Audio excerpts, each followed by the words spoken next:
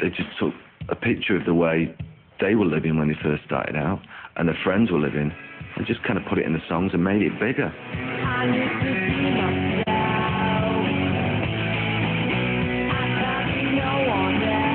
The album would surpass the Beatles as the UK's fastest-selling debut in history.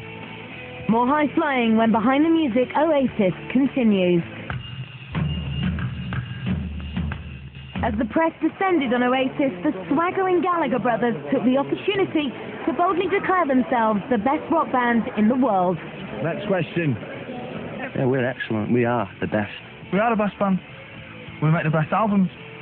You know, we're a great band. I actually think Oasis truly did believe they were the best band in the world. They were wrong, but they did believe it, and that made them a good band. I'll tell you what, if you tell enough people that you're the best band in the world, you know what I mean? If you go around telling everyone, 50% of them are going to believe you. While Oasis had their believers, critics accused them of shamelessly stealing from the Beatles. I don't see the point in writing your own tunes when you can pinch somebody else's. Yeah, they do have good taste in the people they steal from. They're not pretending not to be stealing something. They're making it obvious that they're borrowing. So then it becomes like homage. Critics aside, their music and attitude helped to define an era, and Oasis were heroes.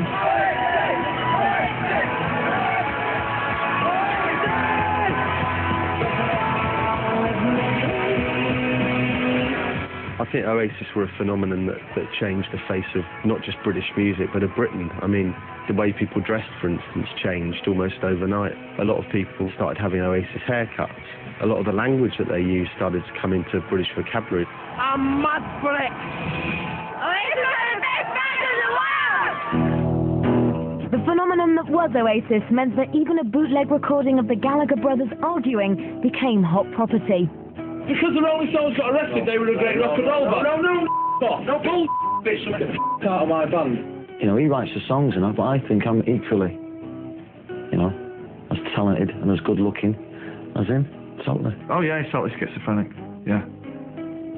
But whereas I'm like a Gemini, he is actually schizophrenic. It's not about you. It's not about me. It's about the song. No, it isn't.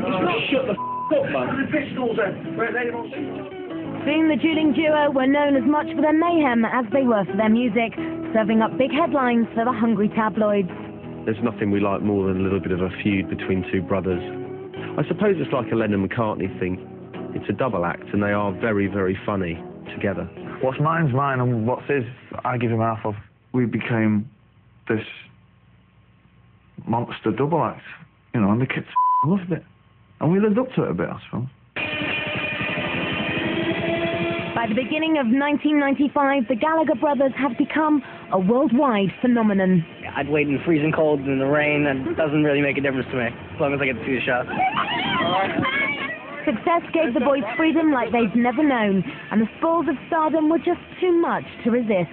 If you get into a band and you're young and get all this money and it's all going all right and everything, I mean, what are you going to do? Like, go to bed at 10 o'clock. You know, you're going to have it, aren't you?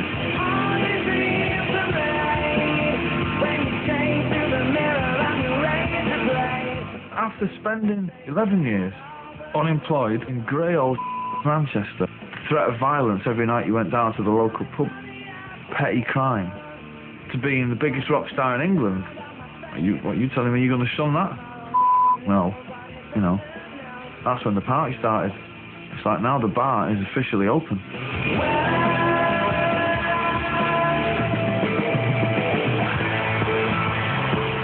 With their debut release, Oasis had made a huge impact in Europe. They were the most talked about English exports since the Beatles, to whom they would be constantly compared.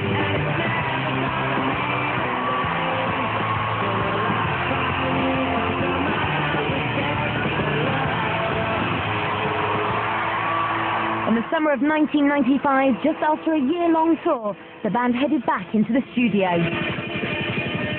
If I'd have been straight recording that album, I might have crumbled under the weight of the expectation following the first one. Noel had painstakingly crafted their debut record, but now the pressure was on. Rehearsal was a luxury they couldn't afford. Although often smashed, Noel was churning out instant classics. It was just another day in the life of Noel Gallagher, the rock star. And, you know, today I'm going to record this song. This next song goes like this. Today is gonna be the day, but I'll never throw it back to you. And by now it's just somehow realize what you have to do. In October of 1995, fans descended upon record stores to buy What's the Story, Morning Glory. The album entered the UK charts at #1 and also found them success in America. Music critics raved, calling it the first truly convincing rock album of the decade. The overwhelming response even surpassed Liam's elevated expectations. I thought each album would, do better than the last one. But I didn't think it'd take that much of a leap, you know what I mean?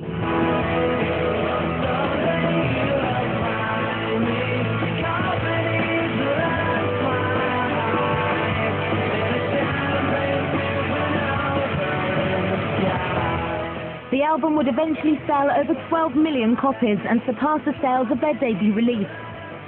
But for Noel, Morning Glory would never measure up.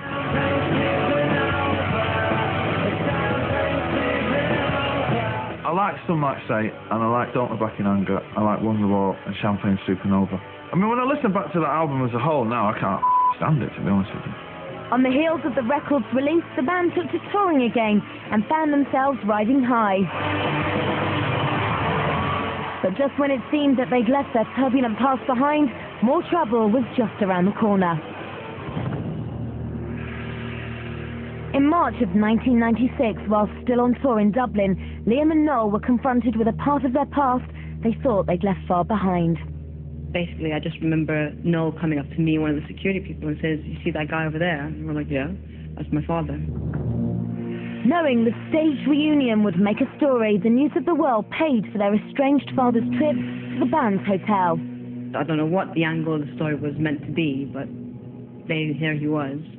Wanting nothing to do with the father he hadn't seen in 10 years, Noel disappeared to his room.